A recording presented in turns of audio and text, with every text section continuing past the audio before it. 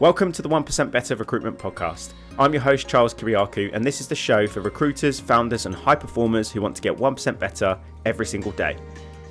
Every single week, we dive into things like business development, mindset, and performance with the best people in this industry. We also have people outside of the industry that can help you upskill on things that trickle down into your recruitment. So if you want to get better clients, better conversations, real results, this is the best place for you. Before I let you go, make sure that you hit like or subscribe, make sure that you're following the show. And if you are returning, I just wanted to say a huge thank you from me. The engagement as of late has been fantastic. So that's enough from me. Let's get into this week's episode and I hope you enjoy. Hello everyone, welcome back to the 1% Better Recruitment Podcast. I'm your host, Charles Kiriakou. Today I'm joined by Craig. We're going to get to Craig with his intro. Just wanted to say before we get into this episode, thank you very much for tuning in, for people that are returning, and for if you're new here, make sure you like and subscribe and all that kind of good stuff. But Craig, thank you very much for taking the journey down here. No, you're welcome. Thanks for having me. We spoke literally last week, didn't we? Yeah, for absolutely ages, because go easy on me, because I'm by no means a podcast veteran. It's the first time really. I'm very much stay in my lane, so it's the first time I've really ever spoken about what I do. So I think the reason we had a call last week was because I was like, I need to check that I can actually add some value here. Like, why do you want to speak to me? But it was a good call actually. So I'm a bit more confident now that I can probably be useful to some people. 100%. And it was in classic, typical ADHD fashion that we were going to speak for like 5-10 minutes, and then to the end of the call, we were like, oh my god, it's been 2 hours. I did a LinkedIn post because I think I did like 20,000 steps on the phone call. So I was just like, oh cool, got that.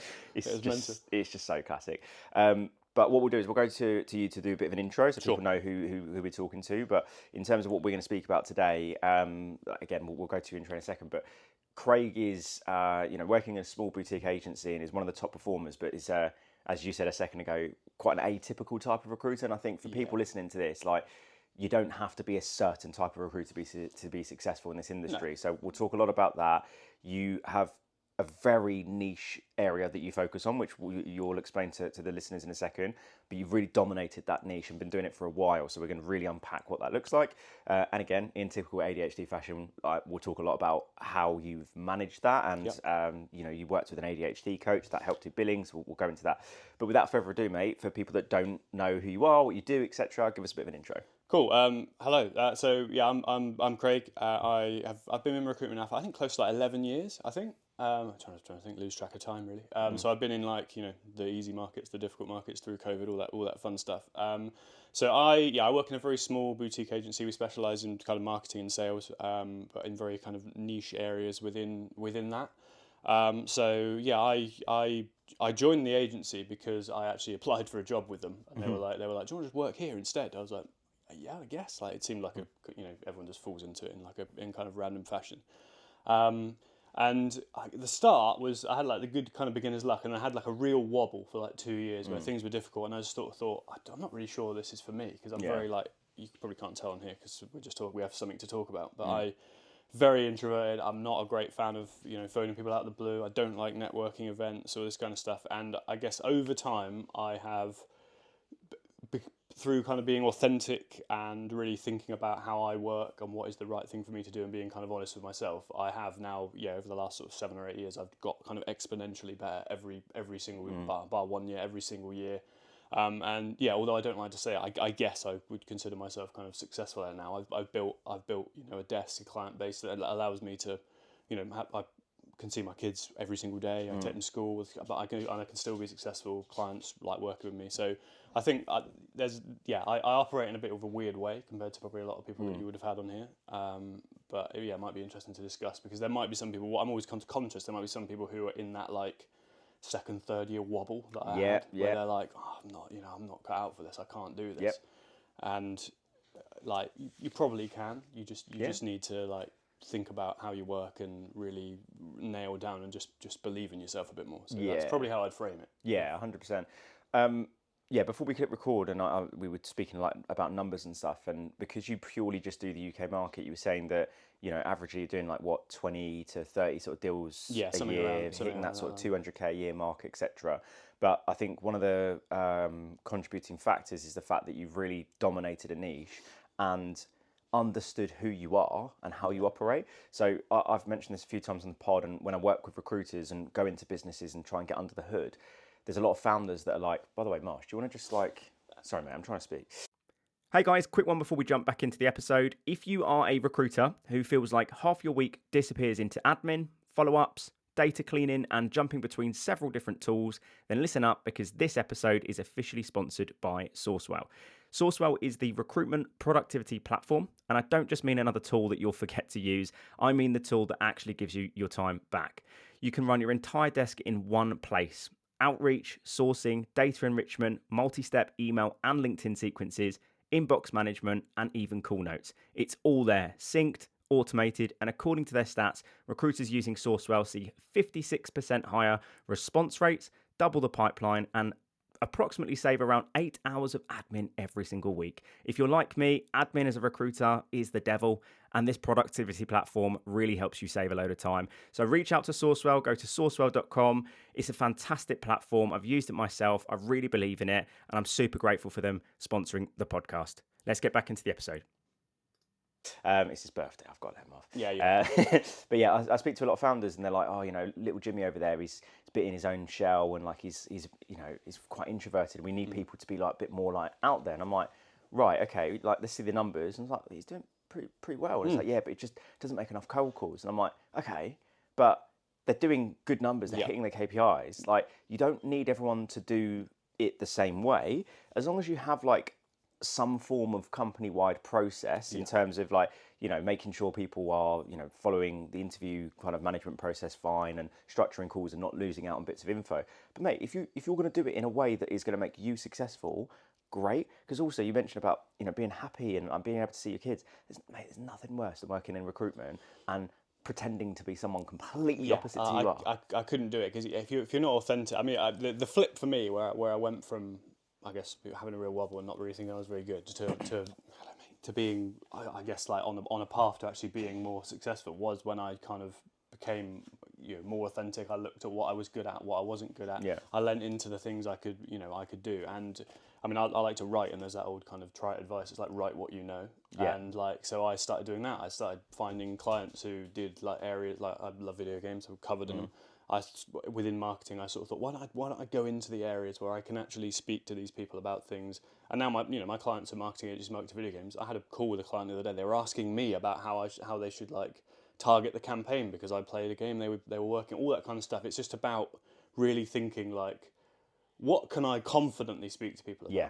And you need, obviously there are right ways and wrong ways to do things. I haven't made a cold BD call in probably about 7 years. And I've picked up clients. And I've got more and more clients every single year because... Just on that very quickly then. Yeah, sure. Because I feel like some people listening to this that may be early on in their career, when you did start, how much of the... Because, it sounds like it was a fairly new market, right? What was your kind of plan, like strategy, etc., when you didn't necessarily know the market, didn't have any candidates, clients, Yeah, of course. So my little kind of process has come from trial and error. It's come from trial and error, and it's come from working somewhere where I had support and people actually believed in me even when I was on like a down frame. They could see potential. If you're somewhere where people aren't going to believe in you and they're just going to say this is the way it's done, it sounds like harsh advice. If you're that way, it's not the right environment for you. You need to be in the right environment because if it's not compatible with the way you are, it's never going to work. Yeah. But if you're somewhere where they believe in you and you've got a bit of freedom to attempt things, and you don't quit, that's important. Yeah, you don't quit. Eventually, like the longer you do it, the easier it will become because you'll find the things that you're good at. So I'm pretty good at writing. I like writing. My degree is in writing. I write for fun. That's my thing. So I lent into the fact that I was very, very good at writing. It helped that the market I was in is a kind of creative market, and they're much more receptive to that because they don't like being phoned out of the blue. They don't like you being pushy. Yeah. So picking your market is probably another thing. Yeah. But I did a lot of specific kind of LinkedIn outreach, email outreach, and my BD process now I think can be a fish with bait is my thing. Always fish with bait. But if you can consistently show by saying I'm working with this person, they're in this, and they're going to be relevant to you. It might not land immediately, but over time I've won lots and lots of clients from years and years and years of just gently, not forcibly, just gently putting the right people in front of them. And then when the time comes and they go, oh, we need this person, we've got this problem that we need to solve. Yeah. They go, oh, there's that guy. He constantly, not pushy, he doesn't phone me out of the blue, but he just trickles in the idea, and then he knows what he's doing. And over time, because you target a niche, they remember you, they come back to you, and if you make sure that when they do come back to you, you work your ass off on it. If you actually listen to them and you do a good job, you can sort of slowly build it. So it's not been I've not been like a launch of a rocket. It's been a kind of steady burn. But over time, again, through not quitting, through perseverance, and through just working how you work, you can actually be quite successful without being that traditional. I need to do X number of calls. I should do more calls because they do work. But I lent in very much to what I was good at. Well, this is I've said this countless times, and I always say this to founders as well, is that figure out what someone's core strength is, triple down on it. Whatever they need that they're not so good at. So, in your case, and I was the opposite, right? My email outreach wasn't that great. But I wouldn't focus all my time on getting better at email outreach, because I knew if you put a number, if someone said, here's a lead, here's the contact, I know I'm getting that person in a meeting. So I would just slowly get better. And over time, especially post-COVID, when I had to focus a lot more on short-term BD, like I had to make sure my specs landed, right? But no, that's a really interesting point. So when you first started, you mentioned like it's been 7 years or so since you've like done like that cold sort of outreach. So are you saying that the most amount of work that you were doing was like almost like that non-pushy cold writing outreach then? So I started at like resourcing for someone who ran like a creative desk. So I was hired because I was looking for a copywriting job. Okay. And dodge that bullet with AI turn up. He recruited copywriters, and he was like, oh, it'd be cool to find someone who kind of can write a bit, can edit, can look at people's portfolios and say, with some confidence, this is well done, so on and so forth. So I started doing that for a little bit of time, and I guess for like 6 months. And then, you get into recruit, you look at what people are doing, you sort of think it'd be quite cool to like have my own clients and all this kind of stuff. And there was the first kind of, there was a niche that like we weren't really doing a lot of, which was kind of adjacent. So I thought, in my spare time, I'll just do a bit of outreach. So I just started messaging like MDs and stuff on LinkedIn, mapping out that particular sector. I remember winning my first client, who I think I still work with actually, which is pretty crazy. It's a long time ago now. But won my first client, and then from that one client, I've always been very good. We'll come on to this, I guess, when we talk about that, how to actually like really map out a market properly. I've always been very good at having like the kind of chain reaction where you get one, and then you can very easily go, I work with these guys. These guys are just down the road from these guys, and I just spread like between this. And I suppose in the course of like about a year. I think that first year, because I know I was quite enthusiastic about it, I think I did like 6 figures in my first 12 months, which in our market was quite a big thing. It was quite an achievement. Let me carry on. Yeah, of course, which is why it kind of landed a bit hard when you have like the bad second year, because you get like really enthusiastic. But so it was sort of built from that early success, that trial and error, that kind of like, I'll just try and do this. And so I've never really been told, you have to make these calls, you have to do this, you have to do that, because I guess I was always in the position where like the ends justify the means. I'm a fairly big believer. I don't necessarily believe in just doing things for the sake of doing them. So my big bugbear in recruitment is when I speak to people, is they're like, oh, they just keep sending me like irrelevant CVs, these other recruiters I'm working with. I'm like, yeah, it's probably because they get told they have to send you they have a KPI, a certain number of CVs. And I feel a lot of my roles with 1 or 2 CVs. That's it, because why would I send people stuff they don't want to see? Well, like, it doesn't make any difference. So just kind of, I'm not a big believer in just doing stuff for the sake of doing it. It should be very targeted. It should be very surgical. It should be, is this actually valuable for the client? Is this valuable for the client, or is this valuable for me to say that ethos, I think, has worked well, because people trust me to actually deliver what they want over time. That's where I think that KPIs are a bit of a double-ended sword sometimes, especially when businesses don't implement them the correct way. They can be good, of course, but they need to be the right thing. 100%. Like CVs and stuff. What's the point? If you send 10 CVs and don't place anyone, and I send 1 CV and I place someone, I placed somebody this week where I sent 1 person, they got the job, and they said, oh yeah, we had 15 submissions for this. And then at the end she went, I might just start using you now. I was like, yeah. I think maybe you should. Like. Well, for me, like when I first started in recruitment, I started doing temp, contract, healthcare, that kind of thing. No KPIs. Very different to what I've done. So my knowledge of this is this is going to be interesting because I'm very much in my lane. So I'm aware of some of the stuff I say here. People will watch it and go, wow, he's really like sheltered. And I am. So I know this. So, but it's interesting to speak to you about the different areas because I would not suit different areas. Yeah, mate, like healthcare, temp, recruitment, we didn't spec CVs. Do you know what I mean? Like you would call, like the first time before we got on any of the major NHS frameworks, my first ever day, because I'd done like 5 months in social care, and I didn't like that market. And to what you said earlier around, you got to find a market that you're passionate about. Nursing, I was quite passionate about. I really respect the work that they do, and me placing a nurse on a contract, they would get more money, and they have the fulfilling because you're like, I've helped this person out. 100%, and I'd get to go and see hospitals, and I'd scrub up, and it was cool. I liked it, but there was no spec outs. There's no LinkedIn. There was nothing. Like my first day, they're like, look, you've done recruitment for a few months. You said you love BD. Here you go. We printed off a list of every single private hospital in the south of the UK, and I was like, okay, cool. And they're like, there you go. Call them. And you're like, right, okay. So all I did for the first month is just literally all day, every day.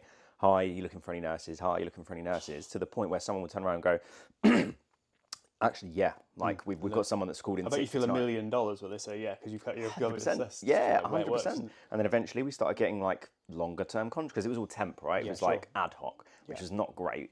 Then it's like, Care UK, you're looking for someone in Plymouth for 6 months. And you go, great, okay, it's NHS, but it's private sector, so I can charge a bit more. And then all of a sudden you've got a nurse that's relocated over there and you're making £5-10 an hour margin for 40 hours a week for 6 months. Yeah, that's fucking unbelievable. Awesome. And then they're saying, oh, I've got a bunch of friends from Stevenage that would be interested. They're looking for more nurses. It was great, right? But that was all just on the phones, calling people, right? When I moved in and done perm, it's not entirely calling, right? Yeah. You still had to, like, some of the top billers there were really great at like writing emails and doing all the rest of it. So it was a bit of a culture shock for me in terms of like, there's a process. Right? This is how we do it. But the point I was making, because I've got sidetracked classic ADHD, was the KPIs, right? So we didn't have KPIs. And when my MD first sat me down when I joined this perm agency and was like, right, so here are your numbers, blah, blah, blah. You can imagine, you're in your early 20s, you're starting to have a panic attack going, oh my God, I've got these like KPIs to hit, oh shit. But the way he explained it to me was like, look, these aren't gospel, these will change. However, averagely speaking in the business, if you send X amount of CVs, book X amount of interviews, pull X amount of jobs, you will hit this number. Yeah. And if you hit this number, this is how much commission you'll earn. And then he sat down and was like, what are your goals? And I was like, I want to buy a new car, I want to save enough money. I'm like, okay, cool, right. So with the commission structure, this is how many deals, this average fee, and that'll pay for your car. If you do this, that'll pay for your mortgage. And I was like, I like that. Oh my God. And he was like, so basically, mate, all you need to do is just hit those numbers. So then I was like militant on, right, okay, I'm going to make sure I hit my inputs, make sure I hit my outputs. And lo and behold, in my first couple of years, I've got a brand new car. I've saved like 20, 30 grand in a year, which is like... visualising, we'll come and talk about this later, but that is huge. I mean, for you and me, that's huge. It's very, massive. Very important. It's a better way of doing it than just saying, do this because everyone else does it. 100%, yeah. And then when we got a leadership trainer in and he was talking about ratios, and I was a little bit mindful of them, but I didn't really know it too much.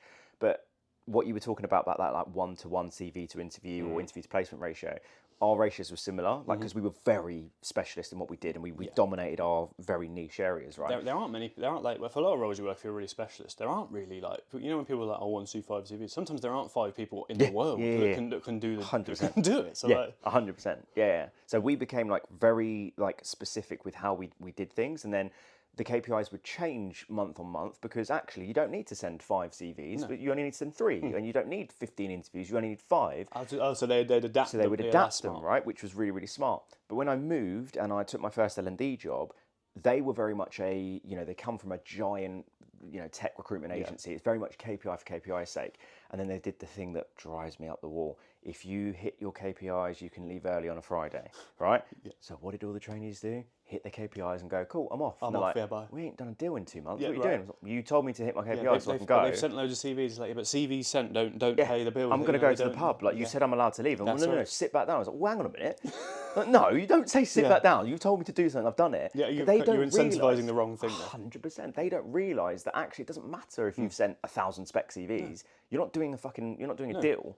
So they didn't educate them and say, this is why you're doing KPIs. They're just hitting people over the head with KPIs. The ends justify the means. If you could send 1% of the CVs that someone else has sent, if they all convert, I know I'd rather be. Like, that's 100%. That's the difference. Yeah, mate, I'll tell you something really funny. I've said this a couple of times in the pod.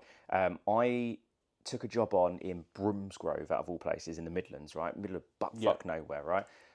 Off of the back of calling someone who used Lusher, the little extension to get their mobile. It's one of the few pieces of tech I actually use. Yeah. So, I'll talk about my lack of tech use. It's one of the few. It's a handy tool. This is hilarious. So I called this lady up. This guy answers the phone. I was like, oh, is this not Claire? And he was like, no, it's Claire's husband. I was like, oh, that's weird. I was like, oh, and he was like, I've got her old number, whatever. Then I get a call, absolutely effing and blinding. You call my husband. This is so unprofessional. My sales director ended up playing good cop because I was young and stupid, and I was just like, this is ridiculous. Probably rabbit in the headlights. You're a bit like, so he was just like, look, this is how to get your number off of it, but we see that you're looking for a product manager in your marketing team. Why don't we come meet you? And they're like, yeah, sound all right, cool. So we've actually gone and met them. Then the roles have changed. He's become bad cop. I've become good cop because they were sat there saying 15%. And we're like, absolutely not. The role had been open for like 6 months. They've seen dozens and dozens of candidates. It was in the middle of nowhere. Like, it's not one of them ones in the city where you can get a tube. It's like, there's no one in that area, right? So eventually we took the job on. I think it was like 27.5%, a retainer. I think it was like 65k salary. I put a lady called Pav and a girl called Della in there. Both went to final. They ended up hiring Pav. Pav's now a director. Right? This is like 8 years. She's still at the business. Worth that 27%. Right, you would think so. I then called the HR manager who I'd met and gone, I just wanted to double check. Like, I spoke to Pav. She seems to be loving the job. How is everything? She was like, yeah, it's good. One thing though, Charles, like, is there a way that we could put a complaint into your company? And I was like, sorry, what? Thinking, what have I done here? What's happened here? She was like, yeah, you only sent 2 candidates.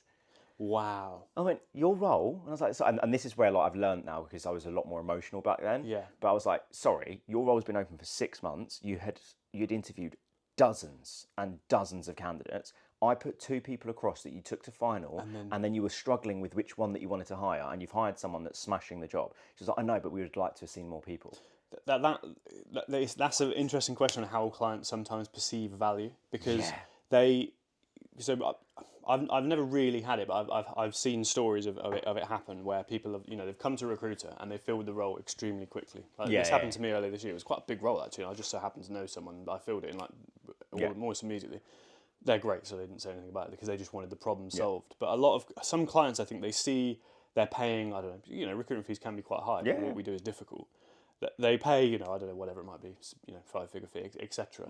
And they're thinking, well, actually, it didn't take him very long. It didn't take him very long to fill that. But what they don't see is the 10 years of work that you did previously and the relationships you built with the people that you can then influence into taking the job. Yeah.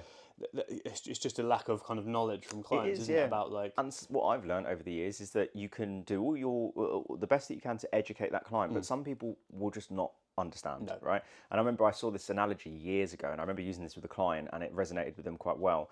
And it was like this video online about there's a ship that's broken, and they had a couple of engineers in to come and fix it, but they weren't very experienced from working with ships. So they're looking around, and they charge them for their time, and just like, oh, sorry, I just can't fix it. Then they find this senior engineer that's been doing the job for 20, 30 years. They come in, they look around the ship, and they go, oh, undo that, but there you go, it's fixed. And they were like, sorry, you've just fixed it in under 5 minutes, sent him an invoice, and that's so expensive. And he was like, yeah, but I've been doing this for 30 years, so technically you're paying for the decades worth of experience that I have. And I remember saying that to a client once, because similar type of thing, sometimes you take the job on, you go, Joe Blogs would be great for that. You give them a call, and then that's the only CV you need to send. You'd think they'd be overjoyed with that, because they come to you because they want you to solve a problem that they have in their team and to try and help their business as quickly as possible. But to be honest, my clients they know, but I've seen stories and I can understand how because I think a lot of your clients will bill people based on the time they spend on projects as well. Yeah. So they apply their own logic to the way that we work, and it doesn't really work like that. Yeah. You're paying us to solve a problem. You're not paying us to put in a number of hours. I'm not charging you by the hour. It's an interesting point. That's unbelievable. You've done an amazing job, and they're like not happy with that. I know. There's some. It's just ridiculous. If you've made it this far into the episode, do everybody a favour and just like or favourite this particular episode. Make sure you're following, make sure you're subscribing, whatever platform it is. And if you're not going to do it for me or because of the love of the show, do it for Marshall, the star of the show. Do it for Marshall, because if you don't like this, if you don't follow it, if you don't upvote it or subscribe, Marshall's going to be really upset, and no one wants to see Marshall upset. So do everyone a favour and like, follow, subscribe, whatever platform it is, and Marshall will be happy. Anyway, let's get back into this episode, shall we?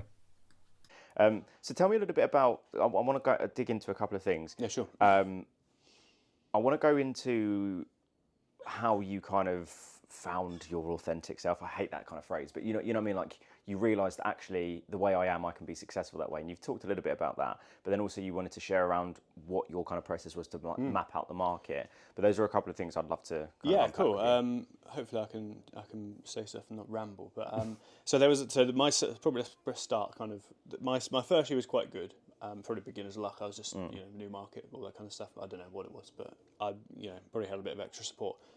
Went well. I thought this is great. I can do this. Went into the second year, was nowhere near as good. It was not good. And the third year again was not wonderful. And I had a bit of a kind of wobble around that time because I was basically just looking at what other people were doing, and I was like, I'll just try and copy and do what they're doing. I had a bit of success here and there, but not sustainable. And I remember thinking like, am I ever gonna like do like 6 figures ever again in my life? Like, is it ever gonna be achievable?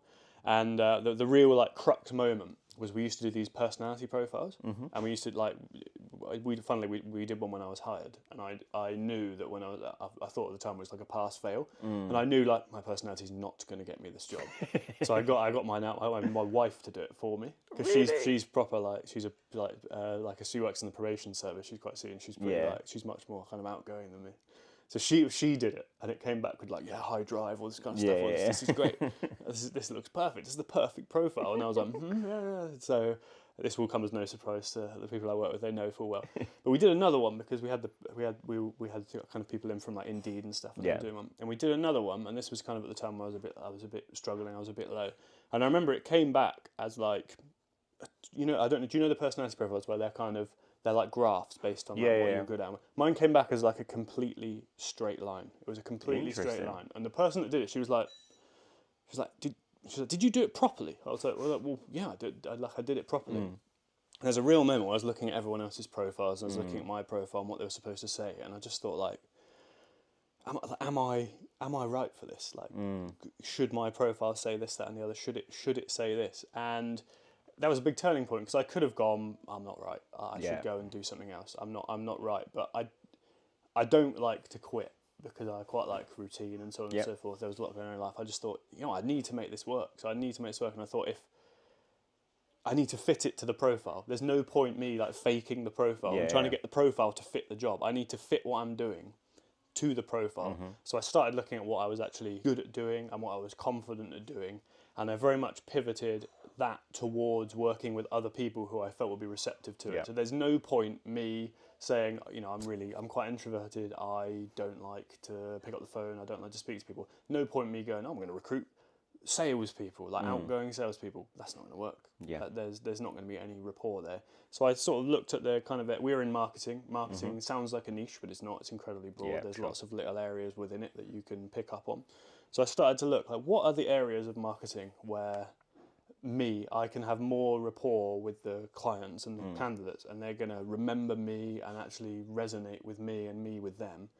And that's when I started looking at, what do I like? I like video games. I like interesting stuff like that. I was like, people market those, right? Like, there's for anything you like, there's an industry around it. If you like it, there's an industry like that you could probably recruit for. So I sort of thought, well, I know about marketing because I've done it for 3 years. So why don't I do the marketing for with clients who I can talk to about? And so I just started going, let's have a look. I started kind of mapping the sectors out and thinking, like, who do I actually want to work with? Like, who looks cool? Who does cool stuff? And the way I did it actually was, because this is kind of pre-AI and scraping, all this kind of stuff, you kind of you had to actually do it. Like, you had to actually go like, where are these people? I couldn't just go, ChatGPT, tell me like who these businesses are. So the way I did it, I actually went on LinkedIn and I looked for the types of candidate that I knew I liked to speak to. Or I used a candidate as like a a template. So I was like, this person, I can place this person, I can speak to these people, I get on well with these people.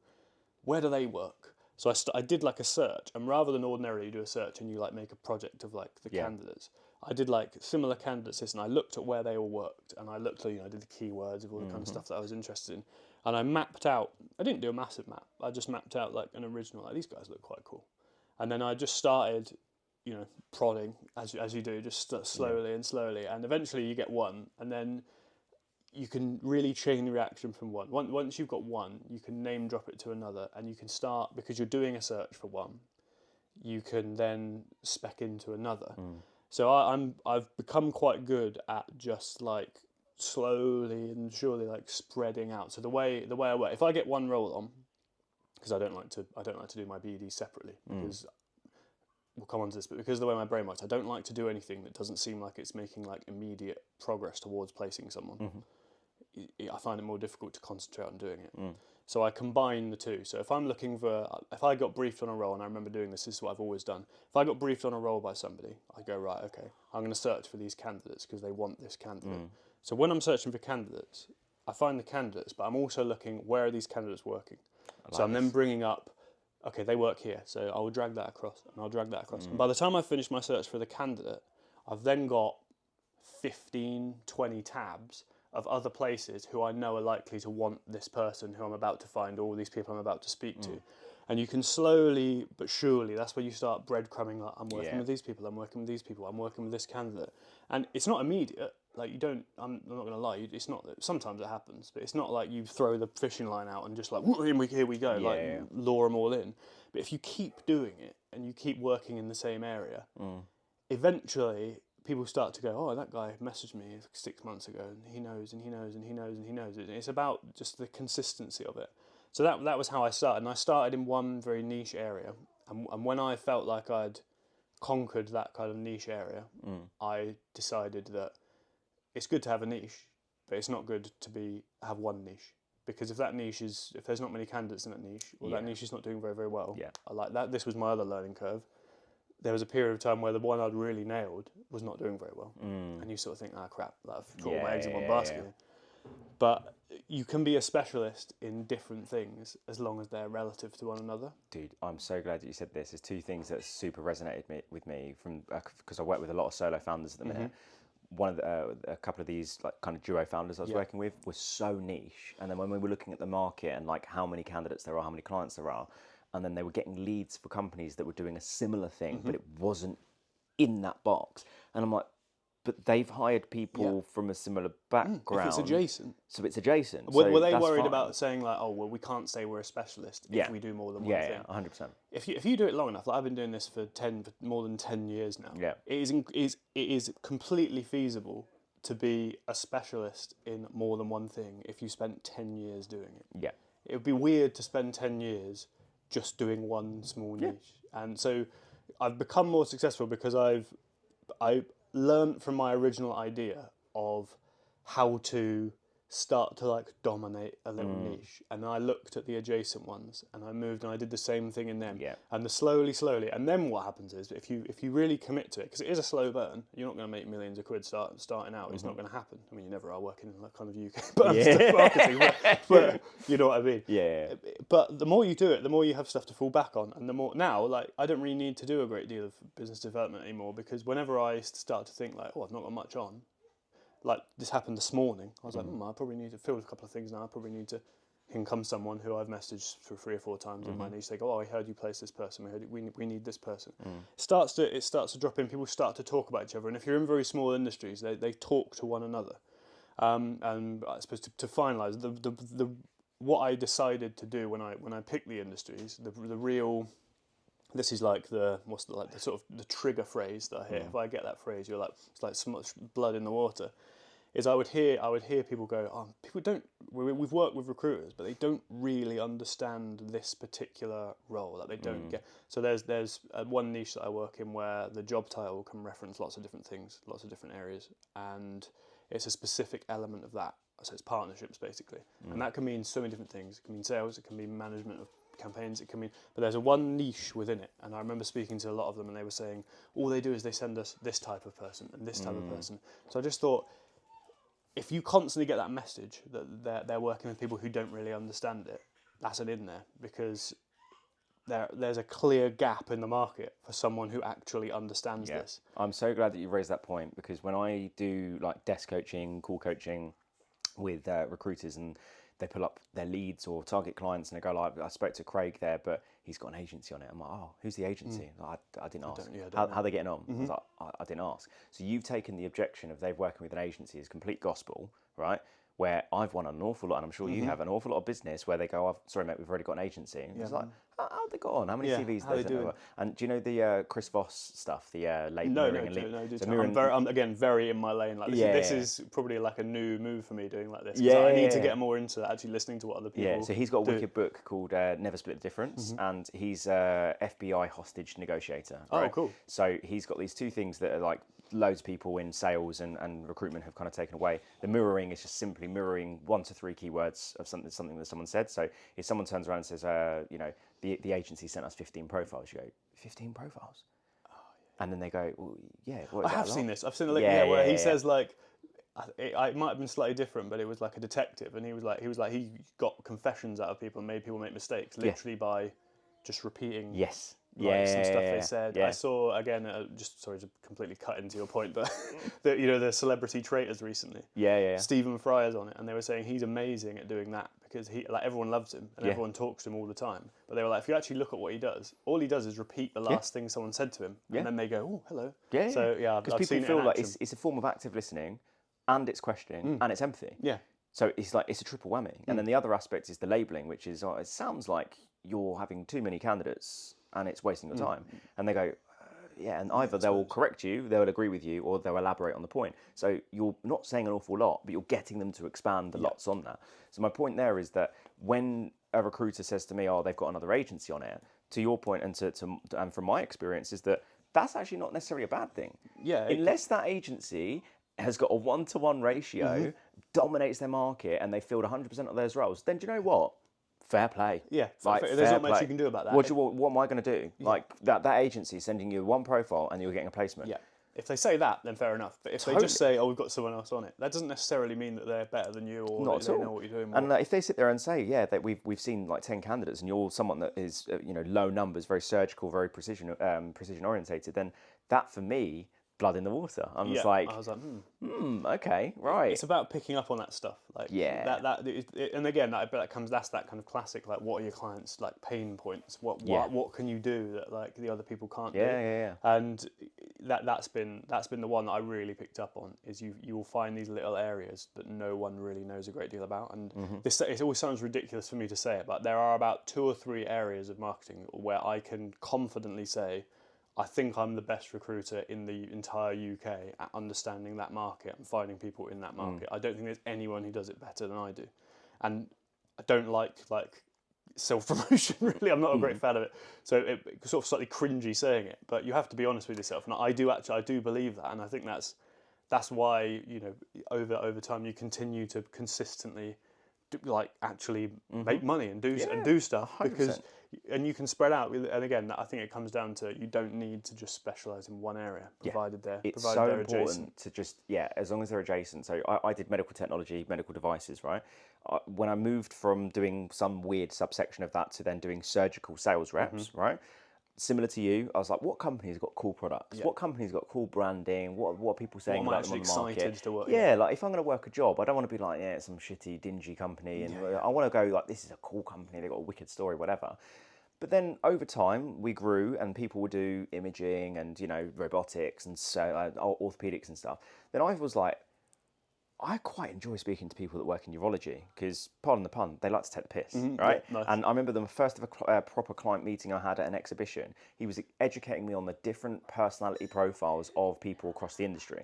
And I'll never forget this. He said to me that people in cardiology think they're God because they're saving lives, right? So if you're going to go for a drink with them, it's nothing but Dom Perignon. People in orthopedics, they are the carpenters of the industry, but they also think that they are not quite God, but they're putting people back together. You go for a drink with them, it's champagne. The urologists, they're the types of guys that you go to the pub and you have a pint of ale, you watch the rugby, you watch the football, down-to-earth types of people. Because when they're in the operating room, there's piss everywhere, right? So they're the type. And I was like, do you know what? I like that because I never went uni. Like I grew up in a very working class family. Like we never really had an awful lot of money. So that these people in the urology industry, like, how's your day been?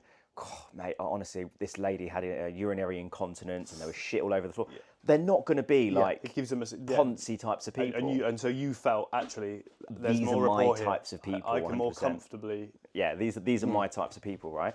But then when I kind of not completely capped out that market, but like, I was like, I've kind of built the list now. Yeah. So then I was like, all right, what are the other different kind of sub verticals that maybe someone that has sold surgical urology devices could also do? Yeah. And it's like, okay, well, in ICUs, like, it's not the same type of experience, but it's similar. But you can take what you've learned. Yes. You're not completely in like a different. So Exactly. And there's nothing wrong with saying I'm a specialist in a couple of different areas of this particularly relevant field. Like don't say I'm a specialist at recruiting nuclear physicists and marketing managers.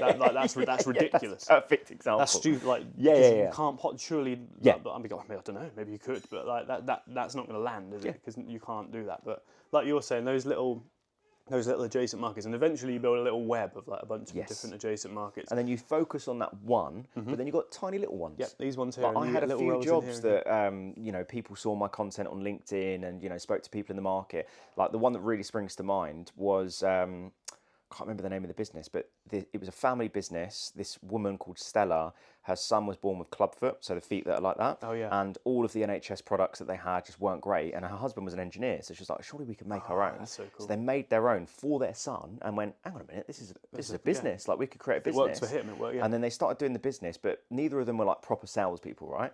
Then they were like, we need to hire someone. So I remember one time they called in and we had this apprentice girl called Mia. She answered the phone.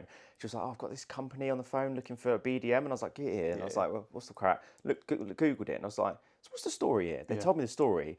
And I was just so bought in. I was like, how great is that when you pitch it to like oh my God, this is insane. And it was just like, you couldn't write it. So how much do I need to pay for this type of person? I was like, minimum 60 grand. What's your fees? I was like, I typically work on 30% and, we charge a quarter of a fee up front. Great, okay, that sounds reasonable. So do you want to send me an invoice? And I'm like, hang on. Yeah. I could have gone higher. Fuck. But still, 30% in the UK, I'm like, yeah, I'll take it. Yeah. But we took that job on, and I remember I met her, it was like, they were miles away, so I met them remotely, and then I said, right, I'll be honest, I know how to map out your interview process, what questions you need to ask, how to look at a good sales CV, all of that. But I'll be very transparent with you. I know nothing about orthotics, braces. That's how you learn, isn't it? So what I need you to do is educate me on what the sales cycle is like, the decision makers they speak to, and the types of businesses I need to headhunt from. And it was one of the best working relationships. The guy is still there to this day. He's fucking smashing it, right? She gave me a huge list of all the orthotics companies. Bear in mind, there's barely anyone that solely just did clubfoot, but companies like DGO Global that did knee braces for athletes and orthotics people with plantar fasciitis and stuff. But she was like, if you can find somebody that has done that, but also in pediatrics, so that they're also, because a part of that role is that they don't just deal with their customers, they're dealing with the end user. So they're literally with the parent and the child, helping them and going, right, can you walk? It's such a valuable thing. 100%. So there were some candidates that were, we had to do like a video interview with me and the candidate as well.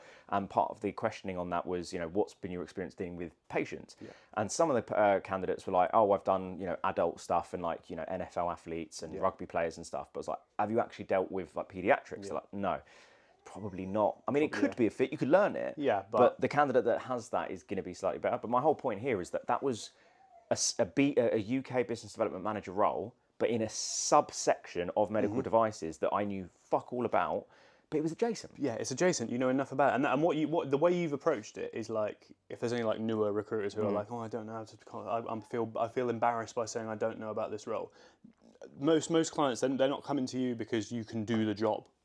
Otherwise they just hire you. They're coming to you because you're good at understanding what they want and finding people who can do the job. It's much more valuable to go and say, actually, I'm really good at finding people and I know exactly where. You tell me all the information. I will listen. I'll understand.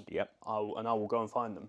But tell me everything I need to know about it. They're not going to go, oh, this guy doesn't know anything. They're going to go, oh, this is cool. This guy's actually investing in listening to us. Same with candidates that I've placed. When I've started to work in other little niche areas, I've been honest with candidates and I've said, look, I know everything about this business. I don't know everything about this role. and they really appreciate it. And you just go, if you want to know anything, I can ask them immediately. I can pitch you the business. I can send you all the information, all the spec. You don't need to have all the information. And there's a lot of anxiety that comes. I used to have it. This is kind of going back to being more kind of authentically you. A lot of it was around anxiety, around not looking like I knew what I was doing, or feeling like people are going to think I'm rubbish at stuff.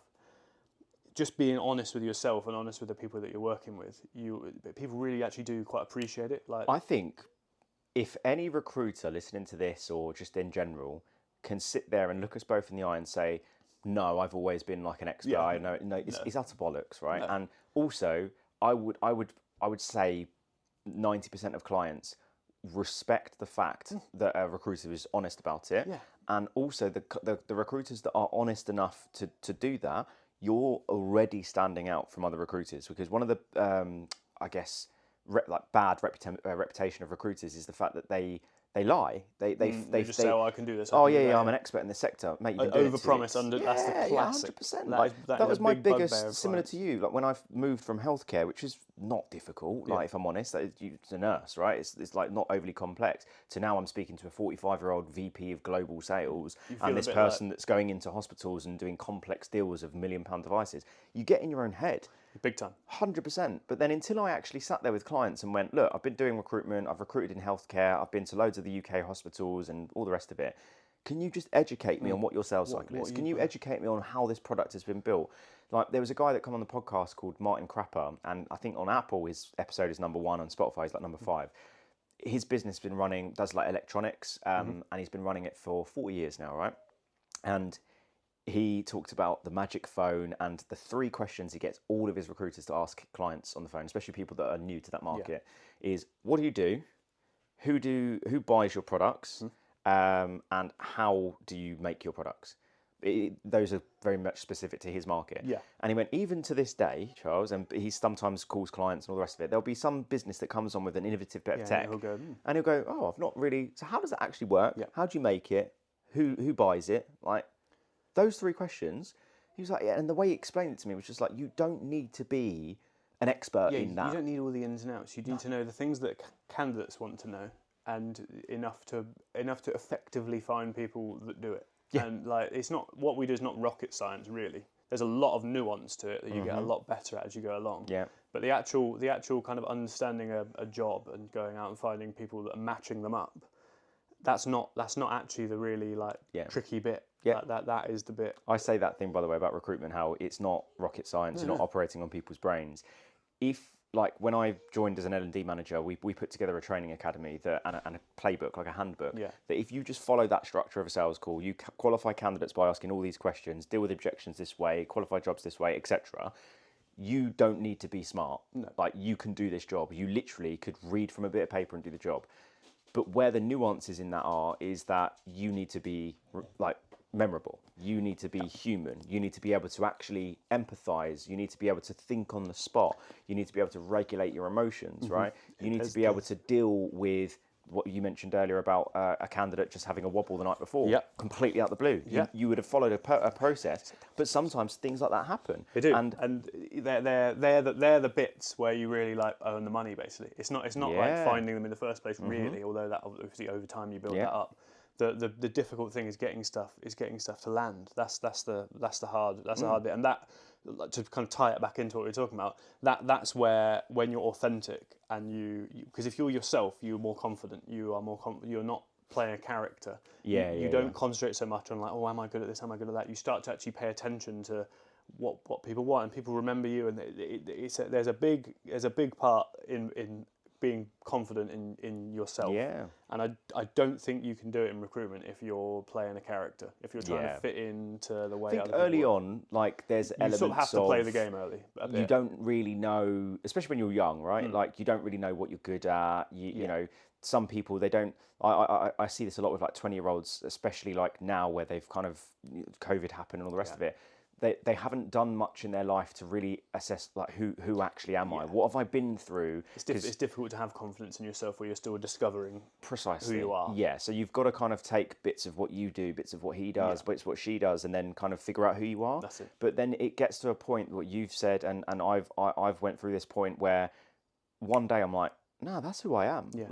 I remember I said this to someone recently that we worked with this L&D person that come into the office, and she was very much like she came in and everyone's like happy to see her, and it was like a morale boost, and it was like positive affirmations and stuff. It was not overly sort of technical L&D work that she was doing, but I remember like the first time she ever sat down on desk and she was like, right, okay, you speak really fast, like you're very like smiley and bubbly and stuff, but look, you're dealing with like directors and VPs, you're not dealing with like, you know, heads of this part of the hospital, like you need to be a little bit more commercial and blah blah blah. It's just like, look at him and look at him, very smooth, calm, collected. And I remember when she said that, and I was, you know, my ego was a bit more out of control when I was younger, and I was like, that's just not me. And she was like, give it a try. And I gave it a try, and I really tried to just slow down and stuff. And by the way, that's good advice, because I know I speak fast and stuff, but trying to be that person that was very much an analytical thinker, where I know I'm more on the phone, I'm quite a charismatic and bubbly guy. I just remember looking at her and going, this ain't going to work. I agree. Like there's sort of elements of what she says that you're like, yeah, that's fine. But the idea where she's like, look at these other people, they do this, be more like them. But then how is this person going to distinguish between you and like the other people? Like you need to be less. Just because you're dealing with like really senior people. Now, I've placed quite a few very senior people this year, and sometimes when you work on the role, you're like, God, look at these amazing people that I'm speaking to. Like they're so important, all this kind of stuff. But then when you actually just speak to them, if you're just human and you're just kind of, they're just the same. Like most human beings just much prefer you to just be you. They don't want to speak to a machine. You know, 100%. They don't want to do that. After that experience, so I made a conscious effort that all the top billers in the office, I would go for lunch with them and then just like get into their brain, like how do you operate? And I became really close mates with a guy called Akbar, who was like, he'd been doing that market since he started, still does it to this day, bills crazy money, just does German cardiovascular, etc. Right? And I remember him saying to me, he's one of those guys that he'll say it, he doesn't realise that that's hurt your feelings, but he's just being really honest with you. And once I got to know that, I really respected it. But he was like, yeah, you laugh too much on the phone. I just think it comes across like really unprofessional. And I was like, really? And I was like, I don't know. And I was like, it's just me though. And I was like, I like cracking jokes and stuff. He's like, I'd probably like not do that like in this market. And I was like, but then again, that's when I found out the cardiology, they're like gods, right? Yeah. The urology people, they like to take the piss. So that's an interesting point in that. I think I said it kind of at the start. You need to be authentic, but you also need to be realistic about like the market that you're working in. If the authentic you is incompatible with the market that you're working in, you're wasting your time. That's why I struggled in the German market, because they don't want a hypey 22-year-old. Hey, Craig, I've got this fantastic candidate. They're like, what? I can't understand you. You're annoying. Go away. In America, like they'd answer the phone. They're on a treadmill at 5 a.m. Like, what's going on, bud? Like they're a lot more like. Do you know what I mean? So you've got to figure out the market. And when I figured out that market, and I was like, do you know what?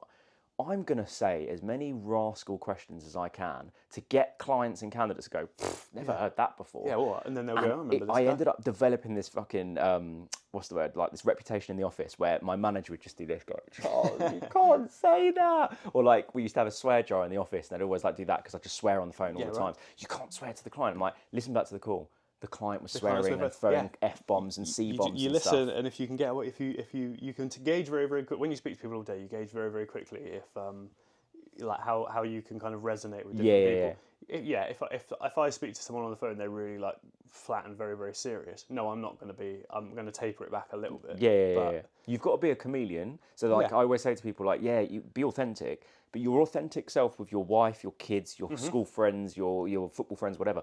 You'll have different adjacent kind of versions of yourself. That's right. You can tone it up or tone it down, like with the people that you know, with the people that you don't know. It's still you, but there's just different versions. There is different versions. I think like going back to saying like be like how you kind of resonate with the market. There's a very like obvious example. I work with lots of marketing agencies, like quite young crowd that you go into this all like the offices are all open soft space. They're not corporate at all.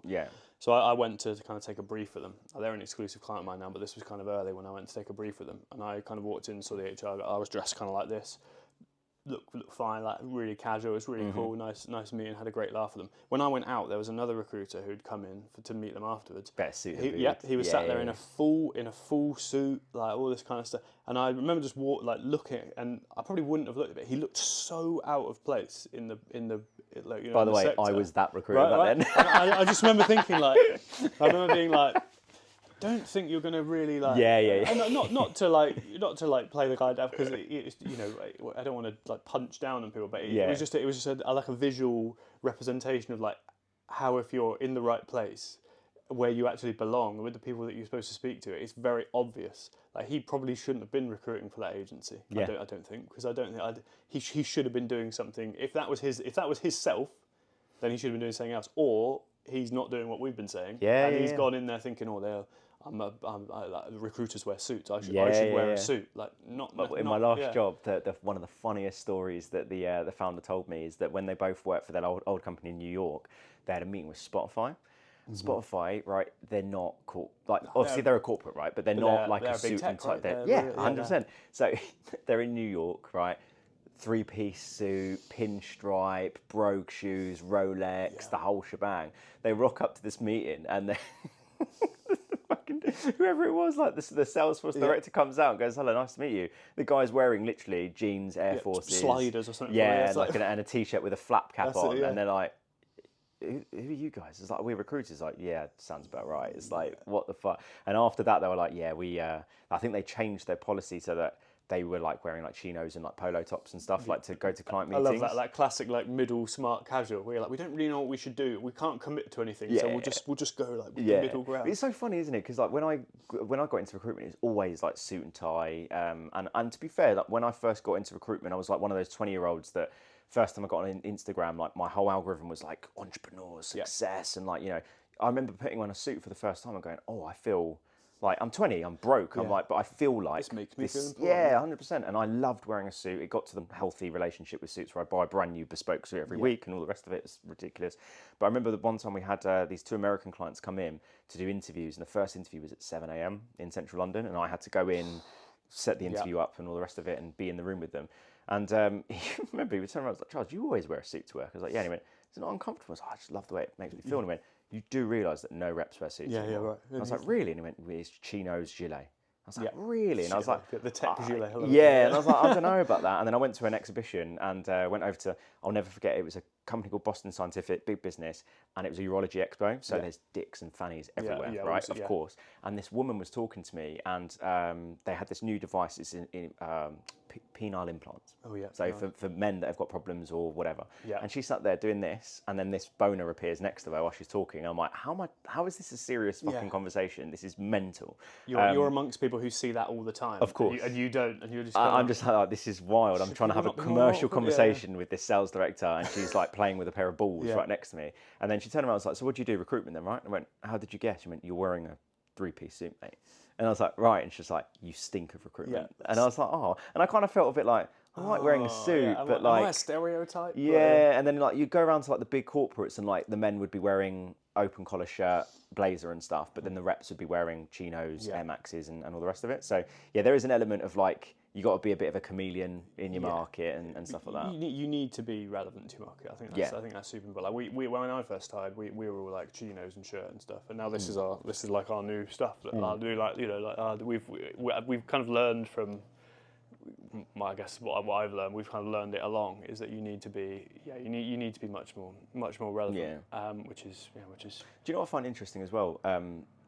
When I joined when I moved away from recruitment to do L&D, they were smart casual, and obviously I come from like suit and tie, so like my first day I rocked up, dress shoes, it was January so it was cold, so it was like a jumper and a tie, and I was like the only one in the office wearing a tie, and I was like, all right, and then eventually I'd wear like New Balances, jeans and a shirt and all the rest of it, and then after, when I set my business up, like the first like 7 client meetings, they were literally wearing jeans, Air Maxes, gilet, it's funny how it's changed. T-shirts and stuff, and I think it's largely since COVID happened, and people are like, hang on, dress shoes are uncomfortable. Yeah, I can't be asked to take my bloody... We don't need to buy suits when we're in the office twice a week and all that kind of stuff. The amount of times you go into the dry cleaners and like, it's a ball ache. So I do understand it. And like the one that really resonates was about a year and a half ago, went to a client meeting, and I don't really buy clothes very often, but I bought this like long sleeve t-shirt, but it was like a quarter zip kind of t-shirt. It's like quite smart, but it's casual, right?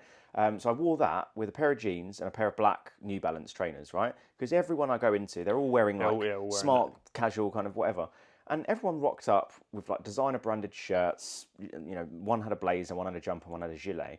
And the guy fucking grilled me and was like, "You ain't coming in a shirt, da da da." And I was like, "Well, look," I was like, "It's kind of a shirt." Yeah. And he was just like, "But you come to a client meeting, you dress to impress." I'm like, "Okay, you guys recruit in tech." Yeah. I was like, "I've worked with a lot of tech recruitment agencies. If anything, I'm overdressed. So I'm trying to act." It also doesn't have any bearing on like the skills that you can impart and like. Right?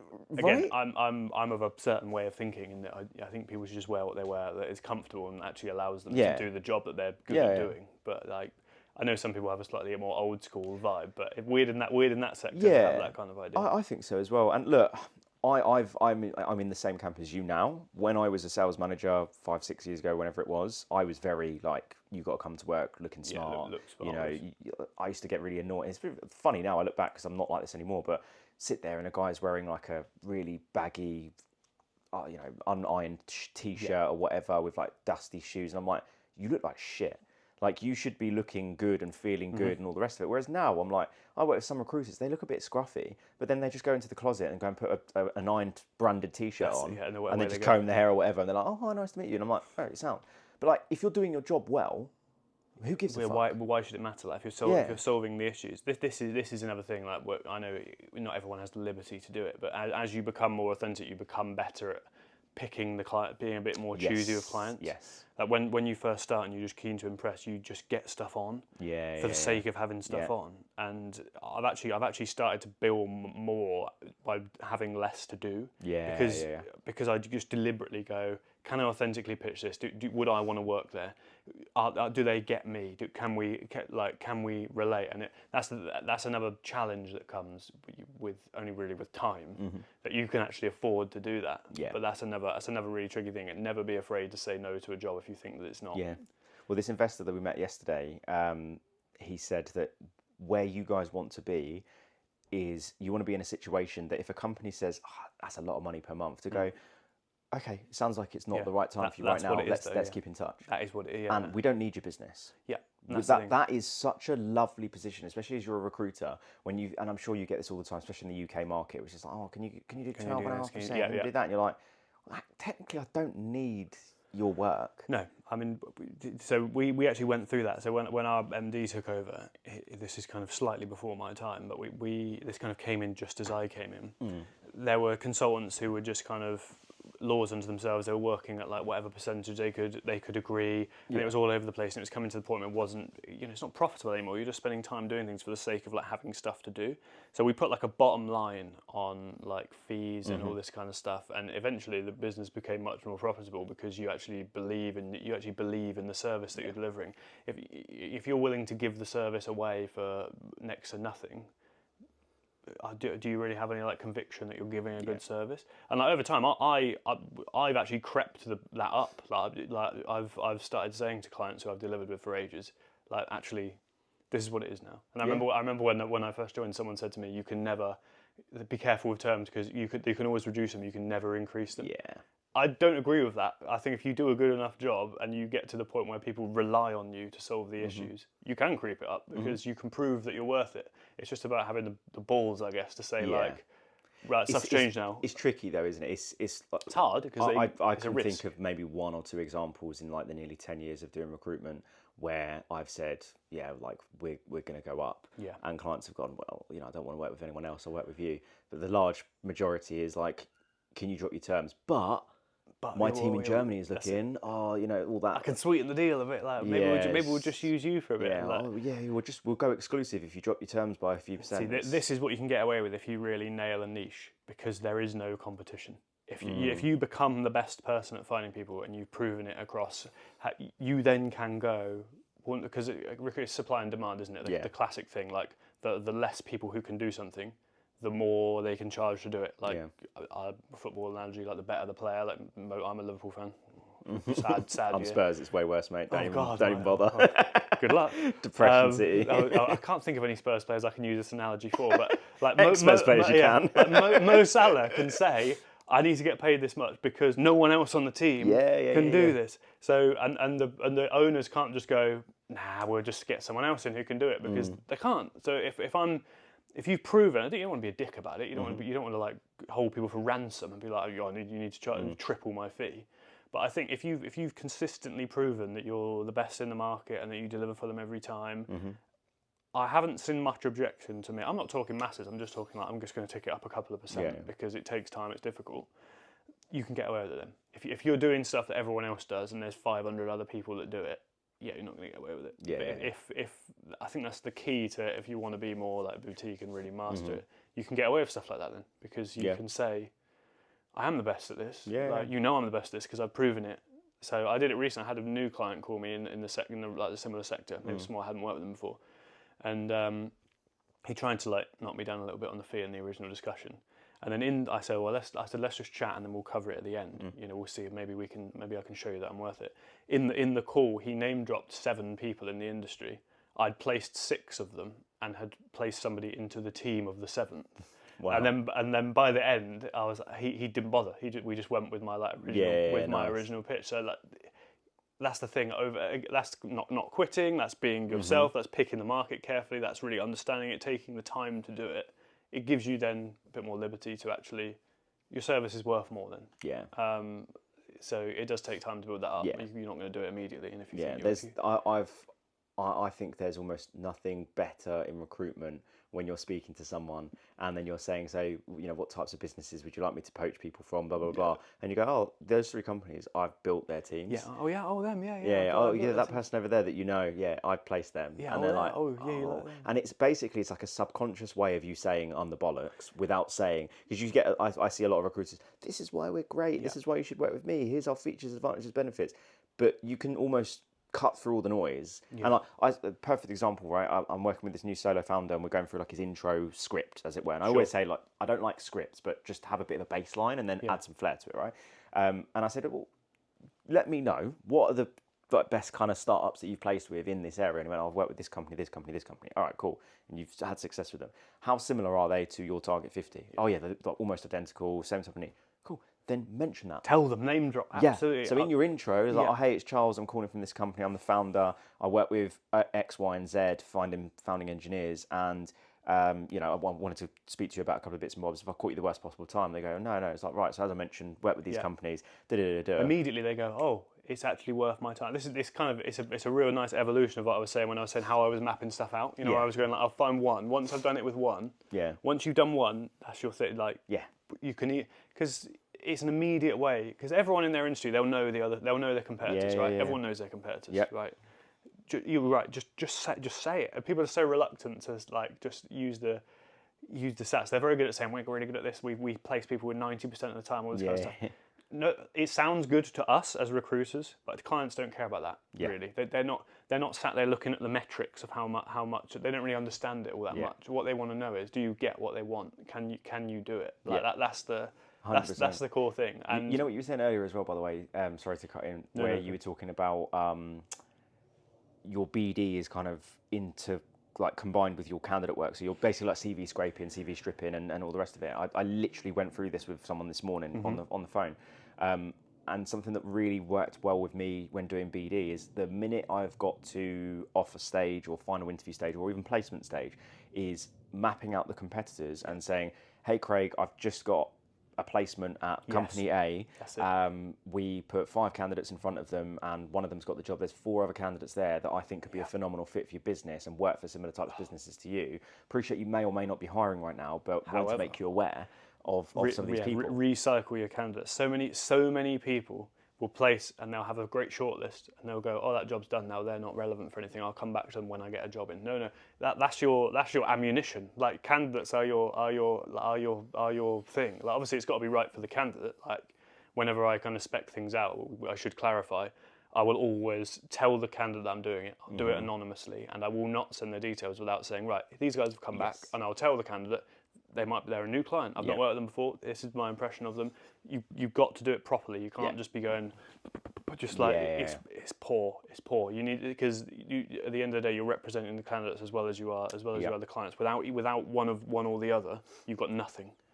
But that you've got to recycle them, because if they're going for that job that you're putting them forward for, from like a candidate-centric point of view, they're obviously interested in finding a new job, or they wouldn't go for 100%. it. So you can help them. and help yourself and get BD on. It's a much better way. Just doing blank BD now, I don't think it works. I think the market's very saturated with recruiters sending this, that, and the other. Yeah. You've got to recycle your candidates. You've got to start to look at competitors and mapping. And in my old company and pretty much every business that I'm in their office once a week, whatever, we do like a candidate regen sprint, right? Yeah. So I sit down with the consultant and go, right, what candidates have you spec'd out, had out to jobs, interviews, offers, etc. And what's the objective here? From my perspective in recruitment, it's all about info gathering, right? If I can get off a call, I don't get a job or whatever, but I've gathered some insights in the market, I've learned something, that's a win for me, and that compounds, and then you'll get more confident, all the rest of it. And I remember doing this with this trainee recruiter, bit shy, like he was good, but he was a bit shy and all the rest of it, and he was struggling to get leads. And in that market, leads were like money, right? If you get a good lead, you can spec 5 candidates, you'll get the job on, right? And he was like, oh, these candidates just, Charles, like they're all senior, they won't give me leads, blah, blah, blah. And I was like, right. You had this guy out, he got to final stage, yes, he missed out at the last stage, but you got a relationship with him. Right. Yeah, but he won't give me leads, Oh my God. Right, give this guy a call, just see how he's getting on, do the whole rapport building, how's his family, how's the job search, is his boss still a wanker or whatever, right? And then, casually, I know you mentioned that you had a few other interviews and stuff, and I appreciate you didn't get this role that we had for you, but how are you actually getting on? Yeah. What was, with that, what was the type of role that you interviewed with there? Why didn't that one work out? How much were they paying? Was that through an agency? Who was that with? Yeah, all these little things. What's the name of that business? Sorry, it rings a bell. Oh, it's Company X, is it? I know Company X. Was it Karen that you interviewed at? No, it wasn't. It was John. Oh, it's John Major. Oh, okay, yeah. Nice. He's the director there, isn't he? Oh, okay, cool. But you're not in process with those guys anymore. All right, so what else have you got going on? Cool. Just to give you a bit of value, so now I've got everything I need from you. To give you a bit of value, I've spoken with company A, B and C here that I think could be a good fit. Full transparency, I don't think they're actually hiring right now. However. But is that a company that you'd be interested in being sent over to? Yeah, absolutely. And that way, you're not like what you said earlier about over-promising under delivering. Yeah, but you're being honest. I'm being so honest. And people, like candidates, love it. Like I think, like early in your career in recruitment, I certainly did. You look at it as, well, all I can do is just fill the jobs I get given. I reckon probably 25% of all the placements I make in a year are me just speaking to a candidate and thinking they're really good. Like someone's gonna hire them, so it best be through me. And then you spend a bit of time, ask them what they want, what are they looking for, and then go out and try and find. Yeah. With like I used to do that like when I had to manually do it. You've got AI now. You can just be like, oh, there's this person by the way, and they want this, that, and the other. Can you just show me like a few? When I was a sales manager, I want to say probably 75% of the jobs, candidates, that we placed were passive. Yep. And that was one of our unique selling points, is that most recruiters will just scour the job boards, look at open to work, and then put an advert up. The best ones are passive because the best ones are passive. They really are. Almost every single candidate qualification. All right, Marshall, relax. Almost every single candidate qualification, they go, Charles, I'm not looking for a job. Totally get that. I wasn't calling you to, I totally understand you may or may not be looking, but if you were to look now or in the future, so it doesn't need to be now, but if you were to look, what's something that you would go, actually, do you know what, Charles, that's something I want to hear about? And they go, if it paid more money, if the territory was smaller, if it was in this sector. Okay, why is more money important for you? Why is progression like? What does the next step look like? Okay, cool. Do you want more or less travel? Why? Oh, you've got a small family. How old are your kids? Okay, cool. What tech? This, that. Yeah, okay. So if I got you a job that paid X, had a territory size that big, selling these types of devices with a clear scope for progression, if a role like that landed on my desk tomorrow, would you like me to give you a call about it? Oh, 100%. Okay. And you've got the permission. You've got they care because you've actually asked them a proper question, and you know the stuff you're going to put. That's when you go, okay, are you familiar with a company called Duh? And they're like, no, I'm not. Oh, yeah. Let me tell you, so they've got a really interesting story. They do this, that and the other. They're actually looking for someone in your area, and the territory's a little bit smaller. They're paying about 10 grand more than what you're on. Commission's uncapped, this, that and the other. I appreciate you're not looking right now, but it seems like that could be a good fit for you. That could be a decent fit. That sounds perfect. Yeah. But the start of the call, most recruiters will go, they weren't looking. Yeah, they're not looking. Yeah, that's the thing. And I think what happens with like newer recruiters, when you ask these sort of probing questions, I mean, you know that you're asking those questions because you're trying to get information. Yeah. So you think, oh, these people are just going to think I'm trying to get information. No, they don't think that. They just think that you're taking an interest because you sort of are really. Like, yes, you're trying to get a bit of information. There is a motive to it, but also you're just taking an interest in what they want. They don't have to tell you it. So I think people are too afraid of being seen to be that is such an interesting trying to have some sort of motive or agenda, when in actual fact, people don't see it like that, I don't think. It's so interesting, mate, because now you've said that, I think, because a lot of the stuff I do, especially with like kind of RC level to senior RC level, they have that limiting belief where they rush calls because they don't want to feel like they're probing too much. And I personally think it's largely how you say things. Because if you're going and you, like, we use that example, all right, Jesus. If we use that example, are you all right, mate? I'm trying to do a podcast here. Look at that. You can't throw up on the guest, mate. Come on. That would be... What is going on? People that are listening are like, what the fuck? The dogs just go like that. Must be maybe the aftershave. I went all out. But yeah, so if you imagine you go into that call and then you go, what's your current situation? I'm not looking for work right now. Okay. So, if a role landed on my desk, what does it need to look like? Cool. What's your current salary? Where do you live? Yeah, if it's very like... It's very kind of like... You can do it much more organically, can't you? Yeah, 100%. And also something that I use now in what I do, and largely a lot when I was a recruiter, is what I call context-based open questions. And what I mean by that is, and I'm sure you do this as well, is I throw a bit of context at the front, then ask a thought-provoking open question. And it works so well with clients where you could simply just ask them, what is the current recruitment process or what are your challenges? But if you just add a bit of context behind it and go, Craig, a lot of clients I'm speaking to at the moment, they tend to have a lot of people apply for their jobs, but maybe 5 or 10% are somewhat relevant. Totally understand that may or may not be an issue for you, but what would you say your challenges are? Yeah, no, because if you just... Here's why I'm asking this question. Here's the question, also, rather than just, boom, here's if you just ask someone a question, what are your challenges right now? I haven't really thought what about that. I don't know. I think we're good, to be honest. But if you go, okay, well, a lot of businesses I speak to, it's, too many crap CVs or people that are good on paper, they meet them, they're terrible, or recruiters that just say they know the market, they don't. Again, you might not have any issues. Your recruitment might be perfect, but do any of those resonate? It provokes thought, doesn't it? Because they might go, actually, we are having that problem, or they might go, we're not having that problem. However, like thinking about it, we are having that. Yeah, it's all the stuff. This is all the stuff we're talking about. That like, if you're in recruitment for ages and ages, you're probably going to go, well, clearly, this is what you do. But it's not obvious to people, and it's not always explained to people. And I remember like I've had to learn a lot of this, and you had a lot of wobbles. It's all this nuance that comes into like getting stuff done. Which, if you build a good foundation of your market and things, it becomes much better. But yeah, that's really interesting about like it's just occurred to me that I think people worry about looking like they're. I mean, no one thinks that. Yeah, I remember when I moved from contract to perm, because my candidate qualifications and client qualifications were really quick, right? It's, do you have this? Do you have that? Do you have this? Can you do this? Can you come in tomorrow? Sweet. Yeah, I'll close get questions. Yeah, on to the next. When you do perm, it's very consultative, all the rest of it, right? And I remember I started to get a bit like, oh my god, this call's going on for ages. Yeah. I'm getting him in a head. And then I remember my boss sat me down one day and was just like, I feel like you're asking really good questions, but then you're like nervous that you're wasting their time. He's like, you got to value yourself more, mate, and realise that actually by asking these questions, it's going to make your life easier, make your candidate and client's life easier. So it's going to sound awfully old school here, but it was like, until they say, Charles, I've really got to go, or fuck off, don't stop asking questions. Yeah, don't stop asking questions. And I was like, really? And he was just like, mate, like, but the way you're asking questions, the tone and things like that, and because you're really curious, people will respect it. But just don't rush it. So eventually I got into a situation where by the end of it, the client's gone, right, Charles, I've answered like 25 questions now. Like, I'm sure you've got everything. You're like, cool. Oh yeah, sorry. Like, yeah, it's like, I totally understand, but like, look, let me just read back what I've taken. That, by the way, not enough people do this, is that confirmation at the end of the call. Before I let you go, let me just recap on what I've spoken about, because there might be something I've missed or I've misinterpreted. I do that question. I always go like with clients and stuff. I always go, is there anything that you feel like I should have asked that I haven't covered? Is there anything important that I've not asked you?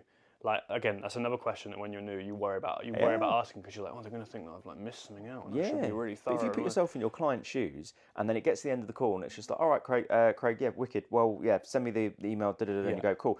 Before I let you go, let me just recap what I've spoken about. So what you're looking for is is there anything I missed, or and they go, fucking wow, yeah, you really know what you're looking for. And then they might go, oh, there is actually one final thing. How thorough is this, that we've covered everything and all the little miscellaneous bits? You get bits of flexibility in certain things, and you go, so when you get like with salary, so you said about 50k is like the top end, right? So if I got a candidate that had all that experience, was degree educated, and if they said the minimum they would accept is 55, should I just not bother sending them to you? And they'll go, oh, no, don't we could stretch. It's just like, is there a sign-off process for that? I was like, no, we could. So 55 is the top end. Okay, and let's just say again, hypothetically, that candidate says 57 and a half. Is that too? No, it's 55. Okay. Yeah, you know that then, don't you? And then you feel more confident actually doing it. I desperately need to lose, so it's been go for it. Right in the middle of the podcast. Typical stuff. I didn't go before. Cool, and we're back. Right.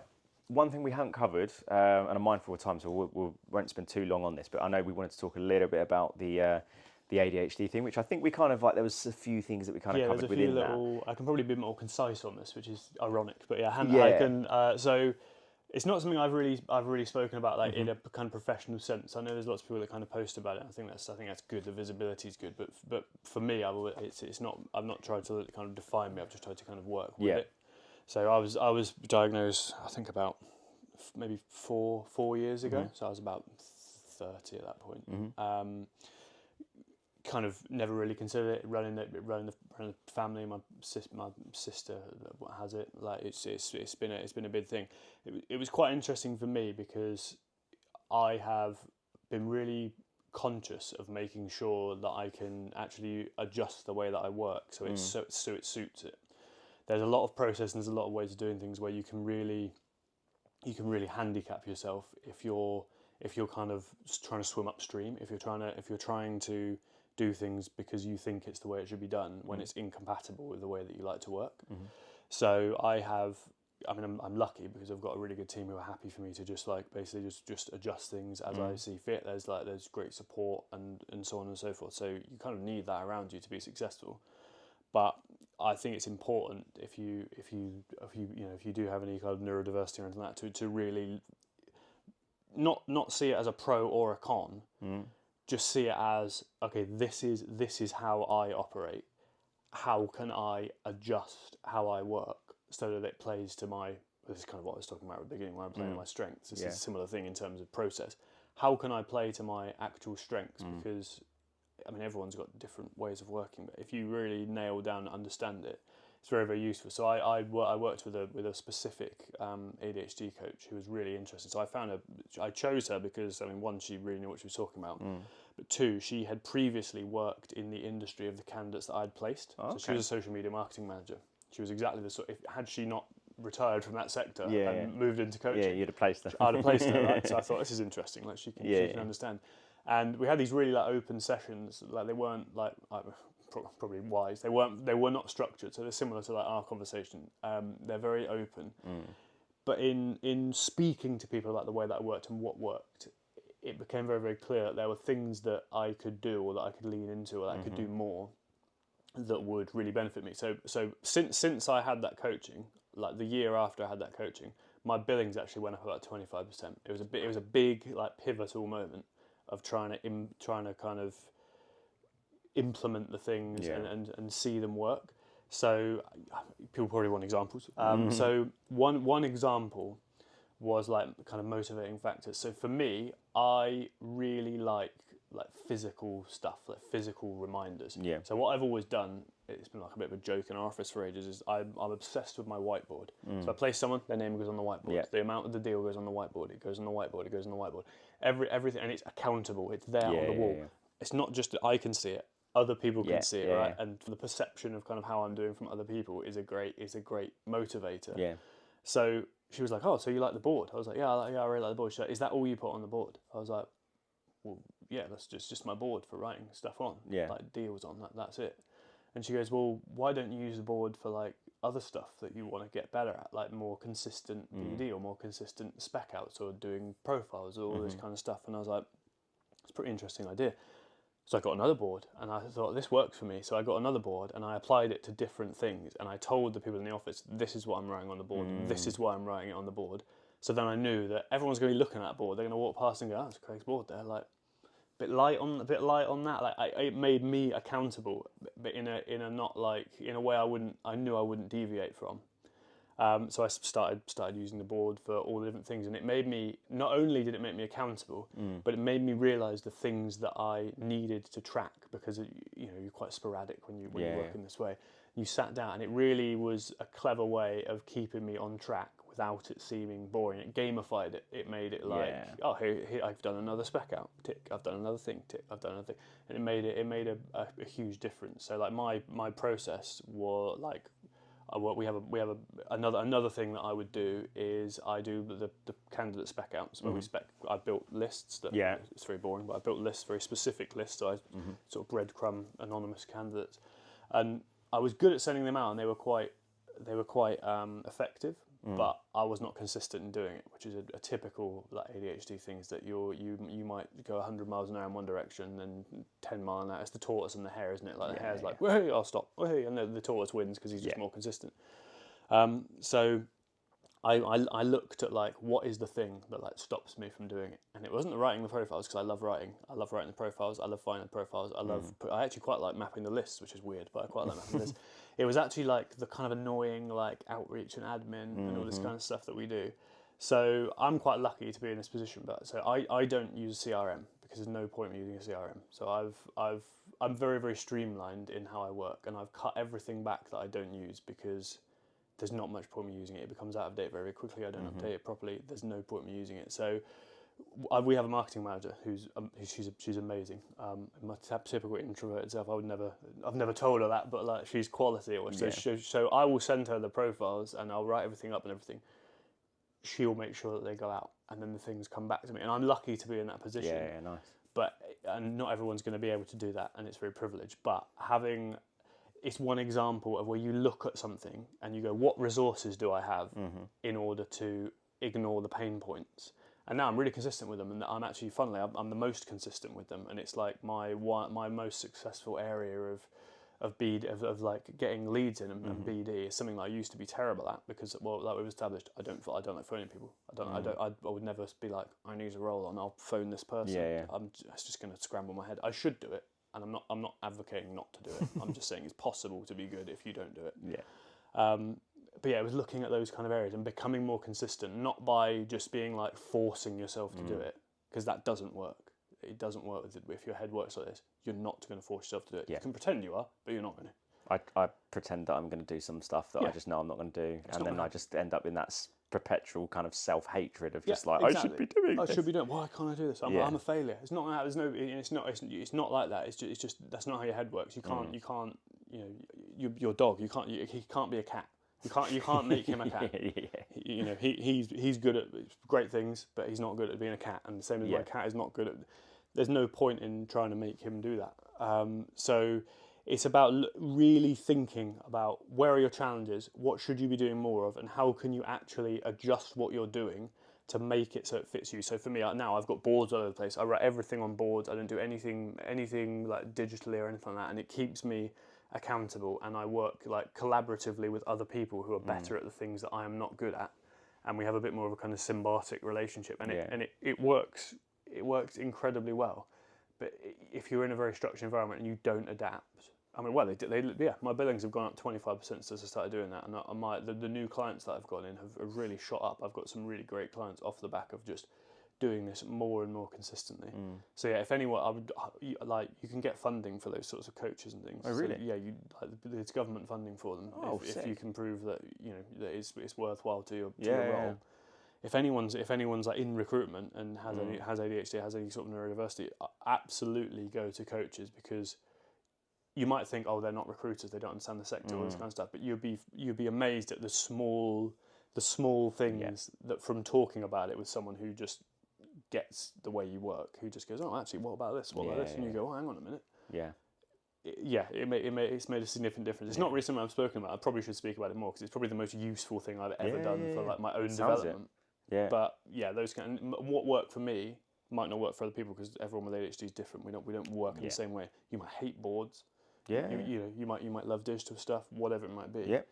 But if you don't speak to someone about it, you won't find those nuances. And most people, unfortunately, they just, I guess, like bury their head in the sand about it, don't actually do anything about it, and then all of a sudden they've created this identity around, oh, this is just who I am. But I've always said this to people, you can change, yes, you're your authentic self, but what I mean is you can change your identity and what you say about yourself. So if what you're doing is, I'm just an unorganized person, I'm just the type of person that's late to everything because I've got ADHD and I've got time blindness. By the way, my first ever job in recruitment was a mile away from my house, right? I was late every day, right?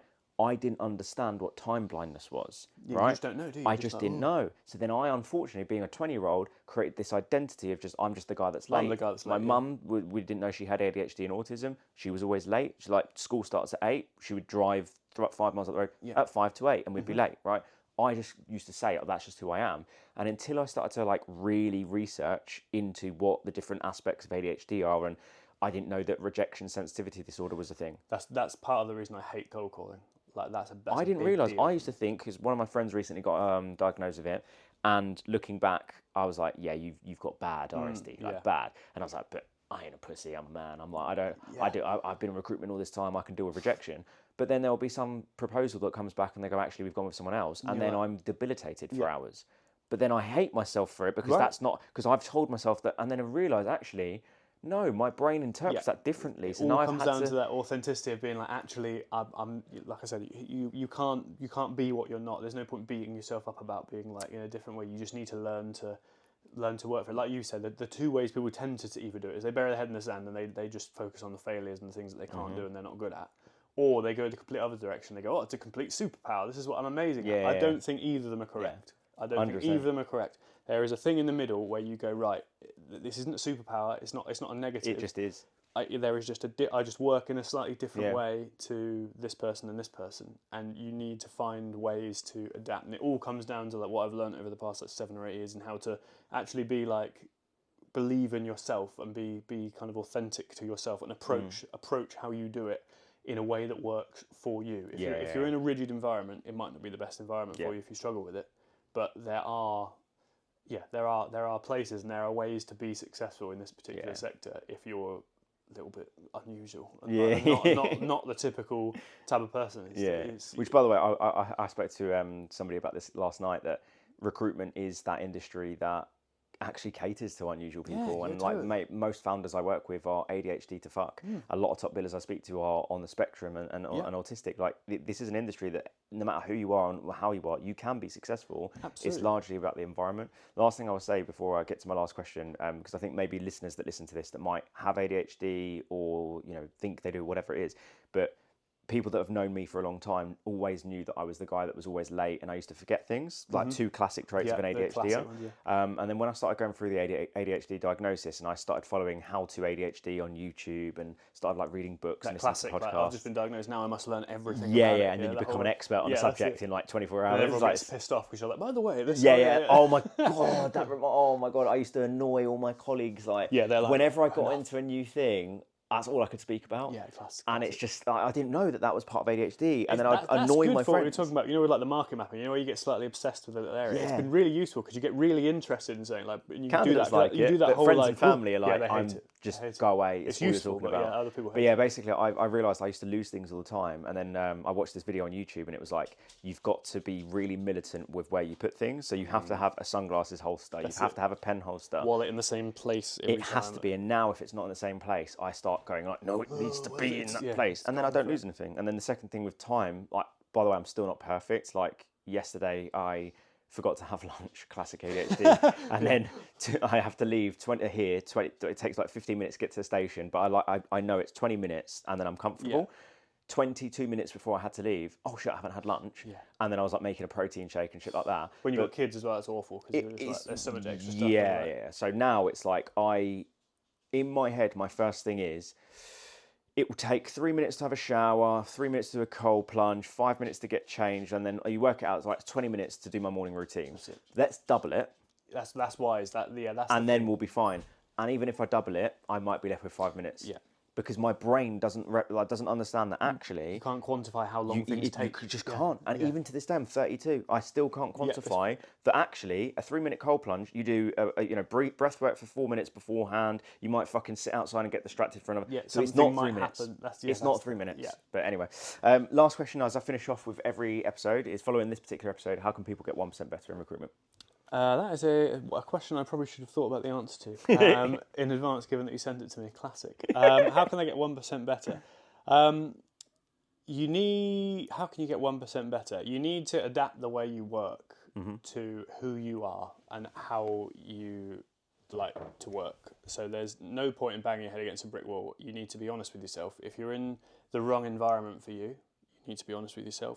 If the way that you're working, the people that you're working with, the candidates that you're working with are not quite right, then you need to be honest with yourself and be authentic and be confident in yourself.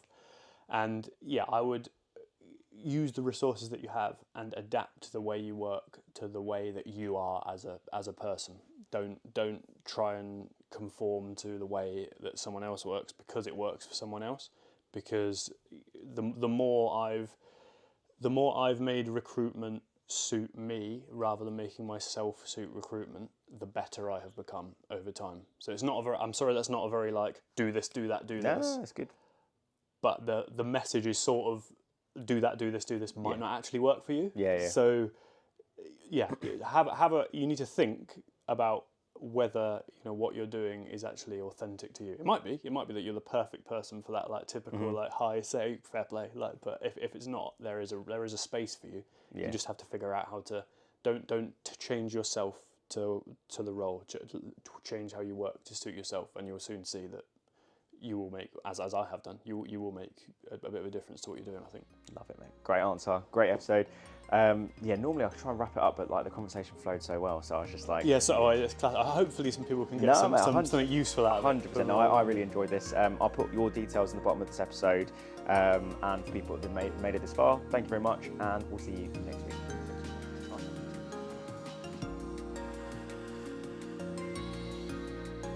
Thanks so much for tuning into this week's episode of the 1% Better Recruitment Podcast.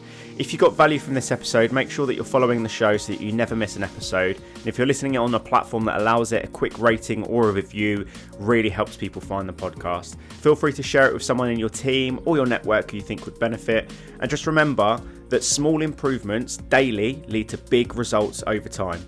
So thank you again for tuning into this week's episode, and I'll see you next week.